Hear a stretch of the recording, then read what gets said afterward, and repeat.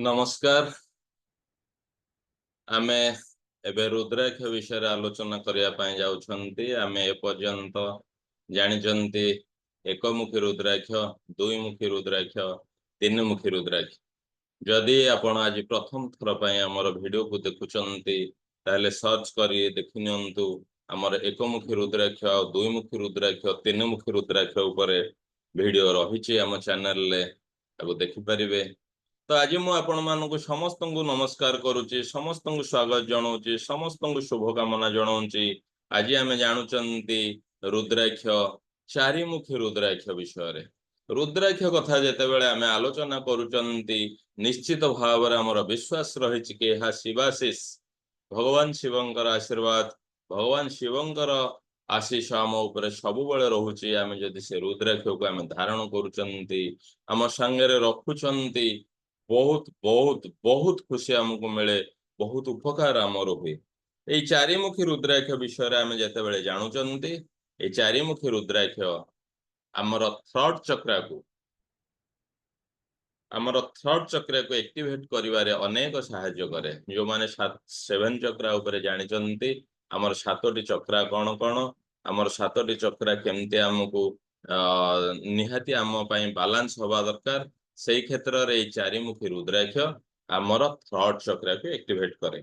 यार ruling God होचंती निजे ब्रह्मदेव, भगवान ब्रह्मदेव होचंती यार भगवान। ये चारिमुखी रुद्राक्षर यार रूलिंग प्लैनेट ये को प्लैनेट को कनेक्ट करूची ना जुपिटर को प्लैनेट कनेक्ट करूची। आउ यार बीज मंत्र होची ओम हेम नमः, ओम हेम नमः।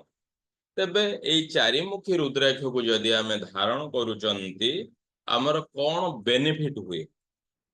इम्प्रूव कम्युनिकेशन स्किल्स, आमर उपस्थापन करिवार कथा अनेक कथा थाए आम भितरे रही जाए। आम चाहूथिबे किंतु आमर जो प्रेजेंट करवा कथा, आमर कम्युनिकेशन कथा, आम निजर भाव को अन्य आगे प्रकाश करिवार कथा, ये कम्युनिकेशन स्किल को बहुत माने तापाई काम दिए, एको एक्टिवेट करे, कम्युनिकेशन स्किल टा हमर बढ़े दिए।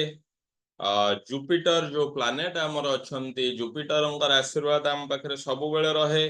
Gives knowledge, wisdom and creativity, हमको बहुत नॉलेज प्राप्ति करिवारे सहायता करे। काहे ना जुपिटर होचंती यार प्लैनेट, हमको बहुत सारा नॉलेज मिले, बहुत सारा शिक्षा मिले। आ गोटे क्रिएटिविटी माइंड हमर क्रिएट हुए। क्रिएटिविटी आम होचे विशेष भाव रे बहुत बहुत बहुत भल आर्टिस्ट मानक पाए। जेकोसी आर्टिस्ट हूँ, से मूर्ति आर्टिस्ट हूँ, कलर आर्टिस्ट हूँ, पेंटिंग आर्टिस्ट हूँ, ड्रामा आर्टिस्ट हूँ, चलचित्र आर्टिस्ट हूँ, ये चारिमुखी रुद्राक्ष बहुत बहुत बहुत भल आ बहुत बढ़िया।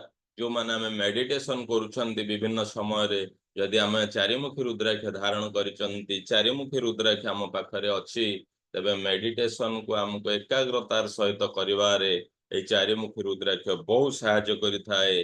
आमर सिक्स सेंस को इम्प्रूव करया पई ए चारिमुखी रुद्राक्षर भूमिका अवर्णनीय। तो एबे जानिबा हमें चारिमुखी रुद्राक्ष रे हमको कौन हेल्थ बेनिफिट मिलुछि। हमको थायराइड पई काम करूछि, हमर इम्यूनिटी प्रॉब्लम पई काम करूछि, हमर आस्थमा पई काम करूछि, एलर्जी पई काम करूछि, आ थ्रोट चक्र पई काम करूछि।